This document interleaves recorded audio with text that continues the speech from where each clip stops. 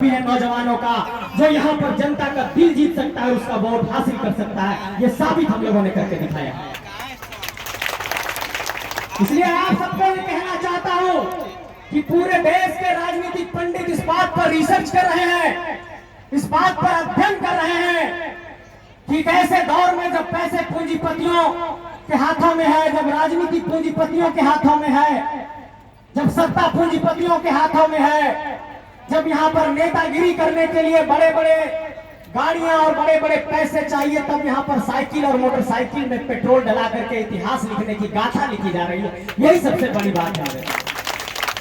ये कितनी बड़ी बात है कि साल 2024 में एक आंदोलन लोकसभा के चुनाव में जाकर के राजनीति का रास्ता अख्तियार करता है और झारखंड के 8 सीटों पर चुनाव लड़के 8.5 लाख वोट हासिल करता है। ये अपने आप में बहुत ही गजब की बात है कि निर्दलीय प्रत्याशी के तौर पर झारखंड के लोगों ने हासिल किया है। मैं आप सबको ये कहना चाहता हूं कि आज पूरे देश के पत्रकार और देश के राजनीतिक पंडित और मुझे कई लोगों ने फोन कर करके बताया कि दिल्ली में 2 बड़े राजनीतिक दलों की बैठक चल रही थी, समीक्षा बैठक हुई कि देश के 543 लोकसभा क्षेत्र में इंडिया गठबंधन की और एनडीए गठबंधन का परफॉर्मेंस क्या रहा। उन दोनों गठबंधनों के जो सबसे सीनियर लीडर हैं, उन लोगों के सामने जब डेटाबेस झारखंड के 14 लोकसभा क्षेत्र का रखा गया तो उन लोगों को यह बताया गया कि झारखंड में एक तीसरा फ्रंट भी है जो इतना वोट हासिल कर लिया है। उन लोगों के माथे पर पसीने आया कि ये कौन नौजवान है, ये कौन जयराम महतो, ये कौन पूरी टीम है। और उन लोगों के अंदर खाने अब ये चर्चा हो रही है कि नौजवानों को किसी भी तरीके से रोको, केस मुकदमा करो और किसी तरीके से फंसा करके जेल भेजो। इसकी साजिश को आपने चुनाव के दौरान भी देखा। लेकिन मैं ये कहना चाहता हूं, ये माता देवड़ी की धरती है, उनको प्रणाम करता हूं, नमन करता हूं और ये कहना चाहता हूं आप सबसे कि पुलिस की लाठियां हो चाहे झूठे एफआईआर हो, इस आंदोलन की आवाज को अब कोई रोक नहीं सकता है। ये अब इतिहास बना करके ही रुकेगा। ये बात बताना चाहता हूं। लोगों को लगता होगा कि ये नौजवान कहते थे कि चुनाव लड़ेंगे, कैसे लड़ेंगे, हम लोगों ने लोकसभा में लड़ करके दिखाया। और आपको ताज्जुब होगा, मैं कृतज्ञ हूं, मैं आभार प्रकट करना चाहता हूं, मैं नतमस्तक हूं।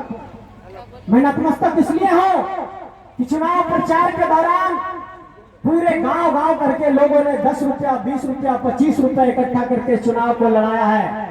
और मुझे लगता है कि इस देश के भीतर जनता जितना प्यार इस वक्त जेबी केसेस के साथियों को दे रही है, इस देश में कहीं नहीं मिलता होगा। मैं एक वाकया सुनाना चाहता हूं।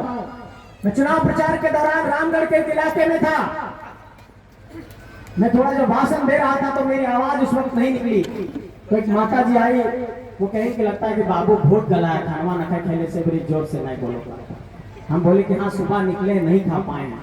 हम भाषण दे रहे थे, भाषण खत्म हुआ, हम अपने गाड़ी में बैठने जा रहे थे। आपको विश्वास नहीं होगा, वो अपने घर से थाली में खाना लेकर के उसको कपड़े से ढक करके और मेरे कार के दरवाजे तक लेकर के आ गई। हमने कहा कि आपका खाना जरूर खाएंगे। हम उनके घर में जाकर के खाना बैठ करके खाए। ये प्यार आप लोगों ने जो दिया है, आप लोगों को बताना चाहता हूं कि इसको सूद समेत हम लोग वापस करेंगे। हम लोग किसी से समझौता करने वाले नहीं हैं। शहादत मंजूर होगा लेकिन समझौता नहीं होगा, इस बात का आपको यकीन दिलाना चाहते हैं।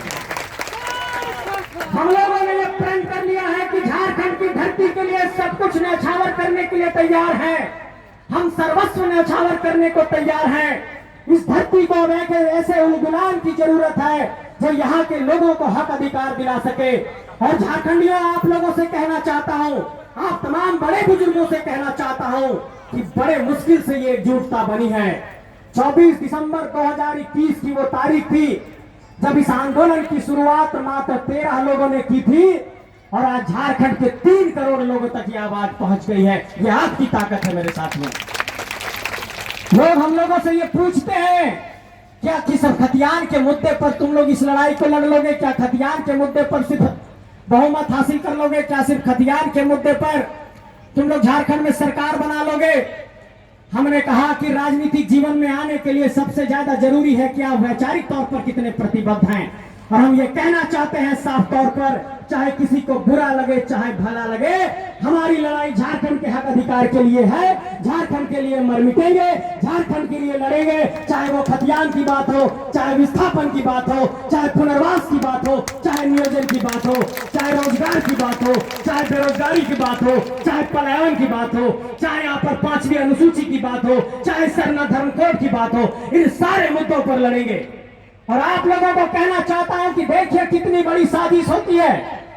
हमारे झारखंड में इतने बड़े लेवल पर सरना धर्म कोड मानने वाले लोग हैं। यह सरना धर्म कोड तभी बनेगा जब दिल्ली के संसद भवन में बहस होगी। मैं पूछना चाहता हूं, अभी सत्र चल रहा है, झारखंड के 14 सांसद चुन करके गए हैं, 6 राज्यसभा के भी सांसद हैं। कितने लोगों ने आप लोगों ने बोलते हुए सुना है कि झारखंड के आदिवासियों की एक बहुत बड़ी मांग है सरना धर्म कोड, उस पर कभी बहस नहीं होती। यहाँ के गवर्नमेंट ने विधेयक बनाया भी था, उस पर कोई बात नहीं हुई। ये पहली साजिश। दूसरी साजिश सुनिए, खतियान के आधार पर स्थानीय नीति बनी, राज्यपाल महोदय ने 2 बार रिजेक्ट कर दिया। मैं ये सवाल पूछना चाहता हूं उनसे कि आप यहाँ पर रिजेक्ट क्यों करते हैं? अगर वो हमारा कानून अगर स्टैंड नहीं करेगा तो वो कोर्ट में जाएगा। राज्यपाल महोदय बार बार क्यों रिजेक्ट करते हैं? राज्यपाल किसके इशारे पर काम करते हैं? इस बात पर भी सोचने की जरूरत है। तीसरी बात, झारखंड के यहाँ पर एसटी, एससी, ओबीसी और ईडब्ल्यूएस के लिए 77% रिजर्वेशन का कानून बना। बगल के बिहार में 75% का रिजर्वेशन लागू हो गया। जब झारखंड में यह कानून बना तो राज्यपाल महोदय ने रिजेक्ट कर दिया। मैं ये कहना चाहता हूं कि आपके सरना धर्म कोड का कानून नहीं बनता है, आपका स्थानीयता का विधेयक लागू नहीं हो पाता है, आपका नियोजन नीति नहीं बन पाता है, आपका एसटी, एससी, ओबीसी, ईडब्ल्यूएस का रिजर्वेशन का कानून नहीं बन पाता है। लेकिन जैसे ही यहाँ पर कोई कंपनी को जमीन देने की बात आती है तो अडानी को, तो अंबानी को, तो एनटीपीसी को, तो यहाँ पर तमाम हिंडाल्को को, तमाम कंपनियों को जमीन दे दी जाती है। इसलिए आप सबसे ये कहना चाहते हैं कि हमारी पहली मांग जो झारखंड के अंदर स्थानीयता की रही है, उस मांग पर हम आज भी अडिग है और खतियान आधारित स्थानीय नीति हमारी पहली मांग है। इस मांग से कोई समझौता नहीं होगा, इस बात को कहना चाहता हूं। लोग कहते हैं कि खतियान आधारित स्थानीय नीति की बात करते हो, कैसे कानून बनाओगे? हमने कहा कि इस देश के अंदर ऐसे कई राज्य हैं जिसके पास अपना कानून है जो स्थानीय आधार पर नौकरी को प्राथमिकता देता है। आप देखिए आंध्र प्रदेश को, आंध्र प्रदेश के कानून में 371 जो संविधान का अनुच्छेद है, उसके 371D में आंध्र प्रदेश के लिए विशेष प्रावधान किया गया। और हम आदिवासियों की सीएनटी एसपीटी एक्ट से बहुत लगाव है। छोटा नागपुर टेंडेंसी एक्ट, आज तक उसके संशोधन करने की हिम्मत किसी में क्यों नहीं हो पाती है? क्योंकि वो संविधान के 9वें अनुसूची में शामिल है, और संविधान के 9वें अनुसूची में जब कोई कानून शामिल हो जाता है तो राज्य सरकार उसका संशोधन नहीं कर सकती है। इसलिए हम ये कहना चाहते हैं कि झारखंड की स्थानीय नीति को बार बार समानता के अधिकार के बुनियाद पर जो कोर्ट में रिजेक्ट किया जाता है, उसको बचाए रखने का एकमात्र रास्ता है कि झारखंड की स्थानीय नीति के कानून को भी 9वीं अनुसूची में शामिल कर दिया जाए। और इसके लिए जरूरी है कि देश के संसद भवन में बहस हो। इसलिए जो 14 सांसद यहां से चुन करके गए हैं, उनसे ये सवाल करिएगा कि आप लोगों को जिता करके भेजे हैं, एक बार अगर कानून बने या ना बने, कम से कम हमारे सवाल पर, हमारे मुद्दे पर आवाज तो बुलंद करिए। मैं साथियों आप लोगों को बताना चाहता हूं, मेरे कई साथी हैं, आज तक में इंडिया टुडे में, एनडीटीवी में हमारे साथी कहते हैं कि आप लोगों का झारखंड का मुद्दा कभी नेशनल मुद्दा नहीं बन पाता है। जब भी पूर्वोत्तर भारत की बात होती है, नॉर्थ ईस्ट की बात होती है, ईस्ट जोन की बात होती है, उड़ीसा चर्चा में रहता है, बिहार चर्चा में रहता है, छत्तीसगढ़ चर्चा में रहता है, बंगाल चर्चा में रहता है, झारखंड को बिहार के साथ समेट करके चर्चा कर दिया जाता है। हम ये कहना चाहते हैं कि 15 नवंबर 2000 की तारीख को ये बिरसा मुंडा की धरती अलग हो चुकी है, और इस धरती के लिए हमें अलग कानून चाहिए, अलग नीति चाहिए, अलग नियम चाहिए, अपने लोगों के लिए रोजगार चाहिए, अपने विस्थापित लोगों के लिए पुनर्वास चाहिए। यह इसी बात की लड़ाई है।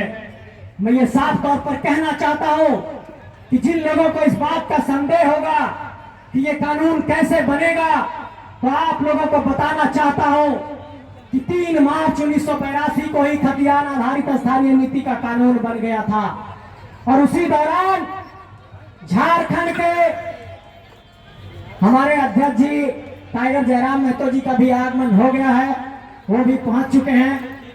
मैं अपने संबोधन को आगे बढ़ाता हूं, तो मैं ये कहना चाहता हूं